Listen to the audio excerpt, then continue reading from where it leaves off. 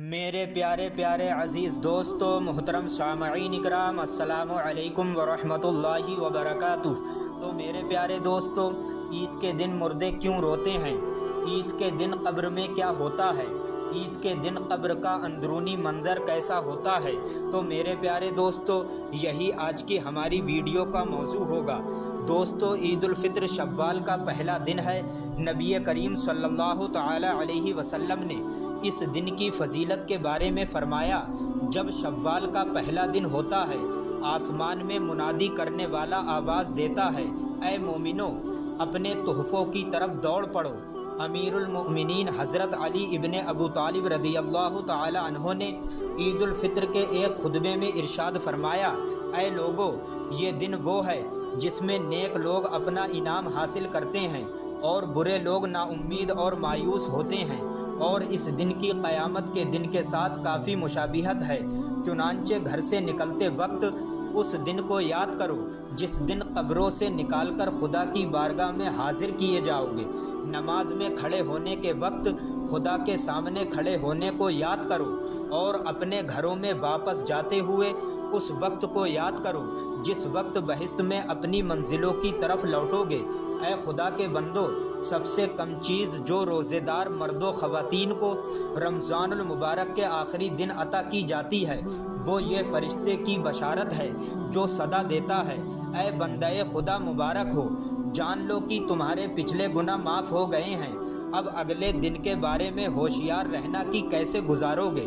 تو میرے پیارے دوستو، عید الفطر اپنے اعمال اور عبادات کا انعام حاصل کرنے کا دن ہے، اس لیے مستحب ہے کہ اس دن بہت زیادہ دعا کی جائے، خدا کی یاد میں رہا جائے، بے پرواہی نہ کی جائے، اور دنیا اور آخرت کی طلب کی جائے۔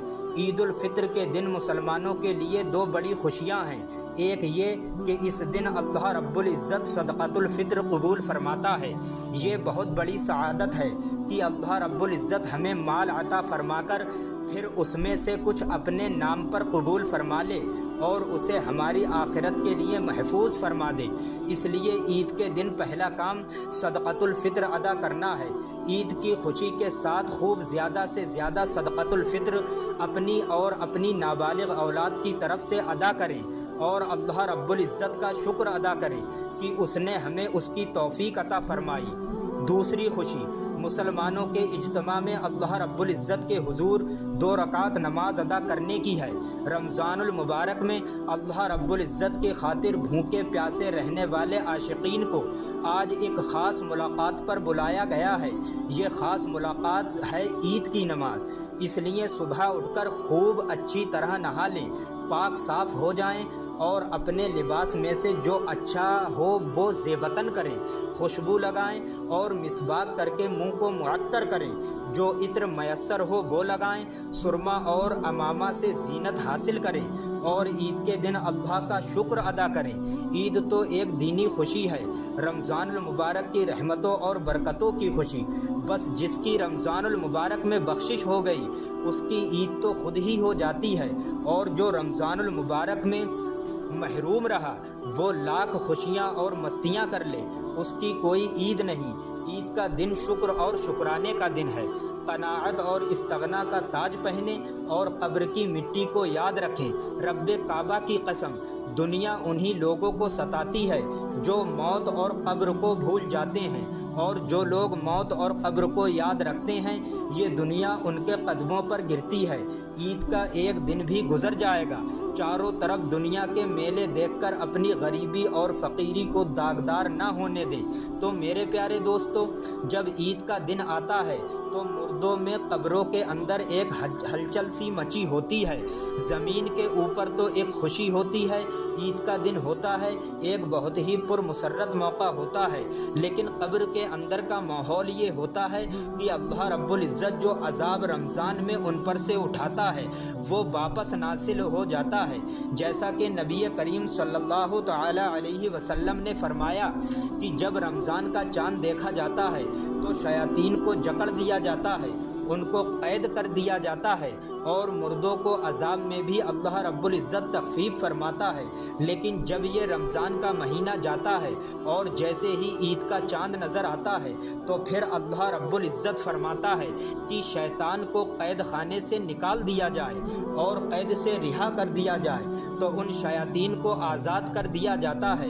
اور اسی کے ساتھ کچھ مردے ایسے ہوتے ہیں جن کے اوپر صرف رمضان بھر کے لیے عذاب میں تخفیف کی گئی تھی اور رمضان ہی میں ان کے اوپر سے عذاب کو ہٹایا گیا تھا، چنانچہ جیسے ہی رمضان مکمل ہوتا ہے، عید کا چاند دیکھا جاتا ہے تو ان کے اوپر عذاب کو پھر سے نافذ کر دیا جاتا ہے، یعنی کہ ان لوگوں کے عذاب میں جو تخفیف ہوئی ہوتی ہے یہ سب رمضان کی برکت سے ہوتا ہے۔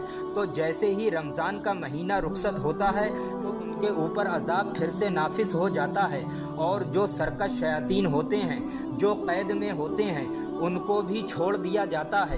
اللہ رب العزت نے اپنے محبوب صلی اللہ تعالی علیہ وسلم کے ذریعے عالم برزخ کی تمام باتیں جو ہم نہیں جانتے تھے وہ ہم کو بتا دی ہیں۔ اسی طرح سے عید کے موقع پر جب ہم خوشی منا رہے ہوں، جب ہمارے یہاں خوشی کا ایک ماحول ہو، تو اس وقت ہمیں اپنے مردوں کو یاد رکھنا چاہیے اور ہمیں ان کے لیے ایصال ثواب بھی کرنا چاہیے، اور ہمیں ان سے ایک نصیحت بھی ضرور حاصل کرنا چاہیے۔ وہ نصیحت یہ ہے کہ ہم جب خوش ہوں، ہمارے لیے خوشی کا موقع ہو، مسرت کا موقع ہو، تو ہمیں یہ سوچنا چاہیے کہ جو لوگ ہم سے جدا ہو گئے ہیں وہ لوگ بھی کبھی ہماری طرح ہی دنیا میں رہتے تھے، ہماری طرح ہی کھانا کھاتے تھے، ہماری طرح ہی ایک اچھی زندگی بسر کرتے تھے، لیکن موت نے اتنا بے بس کر دیا کہ آج وہ ہمارے ساتھ نہ ہی کسی خوشی میں شریک ہیں اور نہ ہی وہ ساتھ ہیں، نہ ہی انہیں عید کی خوشی کا کوئی موقع حاصل ہے، بلکہ آج وہ اپنی قبروں کے اندر سو رہے ہیں۔ کچھ لوگ ایسے ہیں جو قبروں میں سو رہے ہیں اور کچھ لوگ ایسے بھی ہیں جو قبروں میں رو رہے ہیں، یعنی کہ ان کے اوپر خطرناک عذاب ہو رہا ہے۔ اس لیے ہم لوگوں کو جب بھی کوئی خوشی کا موقع آئے تو اس خوشی میں منہمک ہو کے ایسے نہیں ہونا ہے کہ ہم اپنی موت کو بھول جائیں۔ دیکھنے میں آتا ہے کہ رمضان کے بعد جیسے ہی عید آتی ہے تو لوگ گھومنے جاتے ہیں، شیر و تفریح فلم دیکھنا شروع کر دیتے ہیں، ایسا لگتا ہے جیسے شیطان کی بجائے انہیں آزادی مل گئی ہے اور وہ بس گھومتے پھرتے رہتے ہیں۔ اس موقع پر ہمیں سوچنا چاہیے کہ ہمیں کوئی ایسا کام نہیں کرنا ہے جس سے ہمارا اللہ رب العزت ہم سے ناراض ہو، اور ہمیں موت کو ہر وقت یاد کرتے رہنا چاہیے۔ اس کے علاوہ اس بات کو بھی مد نظر رکھنا چاہیے کہ رمضان تو رخصت ہو گیا، جیسے اللہ رب العزت رمضان میں ہم کو دیکھتا تھا ویسے ہی رمضان کے بعد بھی اللہ رب العزت ہم کو ہر وقت دیکھ رہا ہے۔ جیسے رمضان میں ہم نمازیں پڑھا کرتے تھے ویسے ہی ہمیں رمضان کے بعد بھی نماز پڑھنا ہے۔ جیسے رمضان میں فرشتے ہمارے کاندھوں پر بیٹھ کر ہمارے دن بھر کے کاموں کو لکھتے ہیں، ایسے ہی اب بھی لکھ رہے ہیں۔ کہنے کا مقصد یہ ہے کہ جیسے رمضان میں ہم اعمال کرتے ہیں ویسے ہی رمضان کے بعد بھی کرتے رہنا چاہیے تاکہ ہمارے اچھے اعمال کا پلڑا بھاری ہو جائے۔ ایک سوچ ہمیں لوگوں کو بنانا چاہیے کہ اگر ہم ہر خوشی ہر غم میں مردوں کو یاد کریں گے، ان کو ایصال ثواب کریں گے، تو ہمارے مرنے کے بعد ہمارے ساتھ بھی ایسا ہی معاملہ ہوگا، کیونکہ جیسا کرو گے ویسا پاؤ گے۔ ہمیں ایسی موت نہ ملے کہ رمضان بھر تو سکون رہے پھر اس کے بعد ہمارے اوپر عذاب کو نافذ کر دیا جائے، بلکہ ہم ایسی موت اللہ رب العزت سے مانگیں کہ جب ہم قبر میں جائیں تو اللہ رب العزت خوش ہو رہا ہو، ہمارے اوپر کسی طرح کا کوئی عذاب نافذ نہ کیا جائے۔ دوستو، اللہ رب العزت سے دعا ہے کہ جو مسلمان بھائی اس دنیا سے رخصت ہو چکے ہیں، اللہ رب العزت اس رمضان کی برکت سے ان کے اوپر سے ہمیشہ ہمیشہ کے لیے عذاب کو ہٹا دے، اور جب ہمارا وقت آئے اور جب ہم اس دنیا سے جائیں تو اللہ رب العزت ہمیں عالم برزخ کی ہر سختی سے محفوظ و مامون رکھے۔ آمین، اللہم آمین۔ دوستو، ہو سکتا सके तो कमेंट बॉक्स में आमीन ज़रूर लिखें। क्या मालूम किसकी ज़बान से निकला हुआ आमीन कब अल्लाह तबारक व तआला की बारगाह में कबूल हो जाए।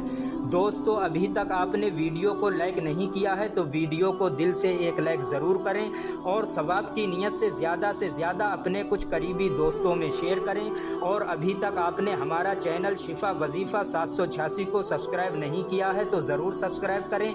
हम इसी तरीके की रोज़ की एक वीडियो आपकी खिदमत में लेकर हाजिर होते हैं, तो रोज़ की एक वीडियो ऐसी ही बेहतरीन देखने के लिए हमारा चैनल शिफा वजीफ़ा 786 को सब्सक्राइब करें। मिलते हैं एक और वीडियो के साथ। अस्सलामु अलैकुम व रहमतुल्लाहि व बरकातुहू।